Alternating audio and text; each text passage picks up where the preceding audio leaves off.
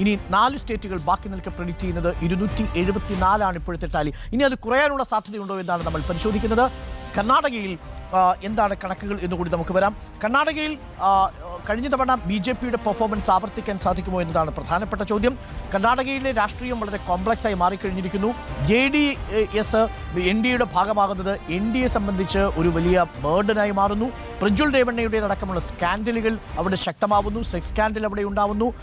ഒപ്പം തന്നെ JDS സർക്കാരിനെതിരായിട്ടുള്ള കഴിഞ്ഞ തവണ JDS സർക്കാരിനുള്ള വികാരം കോൺഗ്രസിന് അനുകൂലമായിട്ട് മാറുന്നൊരു സാഹചര്യം അവിടെ നമ്മൾ കണ്ടു. ഇത്തവണ അതെന്താണ് സംഭവിക്കാൻ സാധ്യതയുള്ളത് എന്നാണ് നമ്മൾ പരിശോധിക്കുന്നത്. ഉണ്ണി ബാലകൃഷ്ണൻ, 15 മുതൽ 16 വരെ സീറ്റുകളാണ് ഇന്ത്യ മുന്നണി കർണാടകയിൽ പ്രതീക്ഷിക്കുന്നത്. അതായത് നേരെ പകുതിയുടെ മുകളിൽ പ്രതീക്ഷിക്കുന്നുണ്ട്. 50% മുകളിൽ ഇന്ത്യ മുന്നണി പ്രതീക്ഷിക്കുന്നുണ്ട്.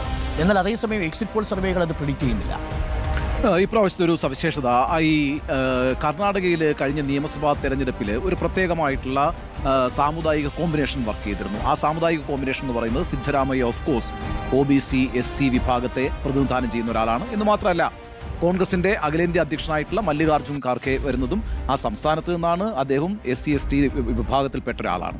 അപ്പം സിദ്ധരാമയ്യയുടെയും ഖാർഗെയുടെയും ഒരു നേതൃത്വം OBC SC വിഭാഗത്തെ വലിയ രീതിയിൽ കോൺഗ്രസിനോട് അടുപ്പിച്ചിട്ടുണ്ട്. DK ശിവകുമാർ വൊക്കലിക സമുദായത്തിൽപ്പെട്ട നേതാവാണ്. ഒരുപക്ഷെ ദേവകൂടെ കഴിഞ്ഞു കഴിഞ്ഞാൽ പിന്നെ ആ സമുദായത്തിൽ നിന്ന് കുമാരസ്വാമിയെക്കാളും പ്രീതിയുള്ള നേതാവ് ശിവകുമാർ തന്നെയാണ്. ശിവകുമാറിന് വൊക്കലിക സമുദായത്തിൽ നല്ല സ്വാധീനം ചെലുത്താൻ കഴിയുന്നുണ്ട്. മൂന്നാമത്തെ ഘടകം മുസ്ലിം വോട്ട്സാണ്. മുസ്ലിം വോട്ട്സ് ഇപ്രാവശ്യം എൻറ്റയർ മുസ്ലിം വോട്ട് എന്ന് പറയുന്നത് കോൺഗ്രസിന് അനുകൂലമായി അവിടെ പോൾ ചെയ്യപ്പെടും. ഈ 3 സാമുദായിക സമവാക്യങ്ങൾ അനുകൂലമായി നിൽക്കുന്നു. പ്ലസ് ഈ സംസ്ഥാന സർക്കാർ അവിടെ ചെയ്തിട്ടുള്ള കുറച്ച് നല്ല കാര്യങ്ങൾ കൂടി ഒരു ഇമ്പാക്റ്റായി നിലനിൽക്കുന്നുണ്ട്. അത് കൂടാതെയാണ് ഈ പറഞ്ഞ പ്രജ്വൽ രേവണ്ണ പോലുള്ള വിഷയങ്ങൾ നിശ്ചയമായും ഈ തെരഞ്ഞെടുപ്പിൽ 2ാം ഘട്ടത്തിൽ പ്രജ്വൽ രേവണ്ണ വന്നു. അവിടെ ഇപ്പോൾ നമ്മൾ മനസ്സിലാക്കേണ്ടത് ലിംഗായത്ത് എന്നൊരു സമുദായമാണ് യഥാർത്ഥത്തിൽ BJPയുടെ ഒരു സ്ട്രോങ് ഹോൾഡ് എന്ന് പറയുന്നത്. അവിടെ തന്നെ നോക്കൂ, വിജയേന്ദ്രയ്ക്കെതിരായിട്ട് ഈശ്വരപ്പയെ പോലെയുള്ള ഈശ്വരപ്പ അവിടുത്തെ മന്ത്രിയായിരുന്നു, സംസ്ഥാന അധ്യക്ഷനായിരുന്നു BJPയുടെ. അങ്ങനെ ഒരാളാണ് ഇപ്പോൾ ഇറങ്ങി മത്സരിക്കുന്നത് അവിടെ. അതുപോലെയുള്ള വിമത പ്രശ്നങ്ങളും നേരിടുന്നുണ്ട്. അതുകൊണ്ട് സ്വാഭാവികമായും BJP കണ്ണുമടച്ച് പറയുന്ന ഈ 27-28 സീറ്റുകൾ എന്ന് പറയുന്നത് അസംഭാവ്യമാണ്. യഥാർത്ഥത്തിൽ അവിടെ ഇതുവരെ ഞാൻ കാണുന്നത് ഏറ്റവും കോൺഗ്രസിന് സാധ്യതയുള്ള സംസ്ഥാനങ്ങളിൽ മുന്നിൽ നിൽക്കുന്ന സംസ്ഥാനമായിട്ടാണ് കർണാടകയെ കാണുന്നത്. ഞാൻ വിചാരിക്കുന്നത് 12 മുതൽ 14 സീറ്റ് വരെ ഇന്ത്യ മുന്നണിക്ക് അവിടെ കിട്ടാം എന്നാണ് ഞാൻ പ്രൊജക്റ്റ് ചെയ്യുന്നത്. 14ആണ്. ഓക്കെ, സ്മൃതി? ഞാനും 14ആണ്. കർണാടക 28 സീറ്റുകളുള്ളതിൽ 25 BJPയും 1 സീറ്റ് മാത്രം കോൺഗ്രസുമാണ് കഴിഞ്ഞ ലോക്സഭാ തെരഞ്ഞെടുപ്പിൽ ലഭിച്ചത്. അതിനുശേഷം നടന്ന നിയമസഭാ തെരഞ്ഞെടുപ്പിൽ കോൺഗ്രസ് വിജയിക്കുന്നു. സിദ്ധരാമയ്യ സർക്കാർ നടപ്പാക്കിയ ക്ഷേമ പദ്ധതികൾ നല്ല രീതിയിൽ നടപ്പാക്കിക്കൊണ്ടിരിക്കുന്ന ഒരു സമയത്താണ് ഈ ലോക്സഭാ തെരഞ്ഞെടുപ്പ് എന്നുള്ള പ്രധാനപ്പെട്ട ഘടകമാണ്.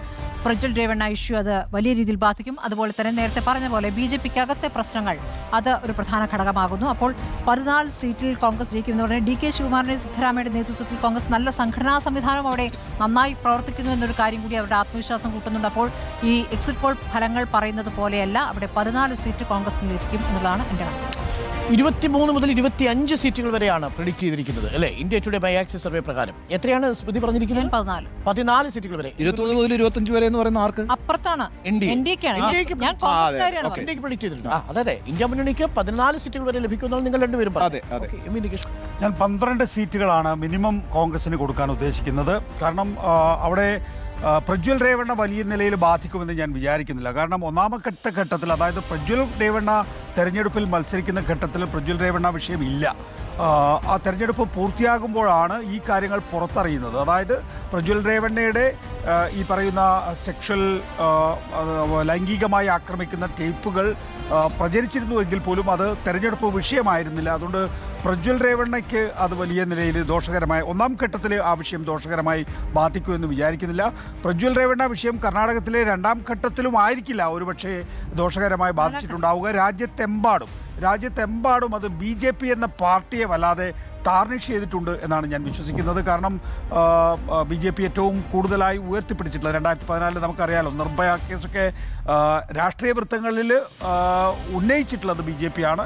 അതിനുശേഷം പ്രജ്വൽ രേവണ്ണയെ പോലെ ഒരു മാസ് റേപ്പിസ്റ്റ് സ്വന്തം മുന്നണിയുടെ ഭാഗമാകുന്നത് നോക്കി നിൽക്കേണ്ടി വന്നു BJPക്ക്. അതുകൊണ്ട് അത് കർണാടകത്തെക്കാൾ കൂടുതലായി മറ്റ് സംസ്ഥാനങ്ങളിൽ BJPയുടെ പ്രതിച്ഛായ ബാധിച്ചിട്ടുണ്ട് എന്നാണ് ഞാൻ വിശ്വസിക്കുന്നത്. മാത്രമല്ല അവിടെ ഏറ്റവും പ്രധാനപ്പെട്ട വിഷയം BJP അഭിമുഖീകരിക്കുന്ന കർണാടക ഘടകത്തിലെ വിഭാഗീയതയാണ്. അവിടെ ഈശ്വരപ്പ എന്ന മുൻ വൈസ് പ്രസിഡന്റ്, മുൻ ഉപമുഖ്യമന്ത്രി, അദ്ദേഹം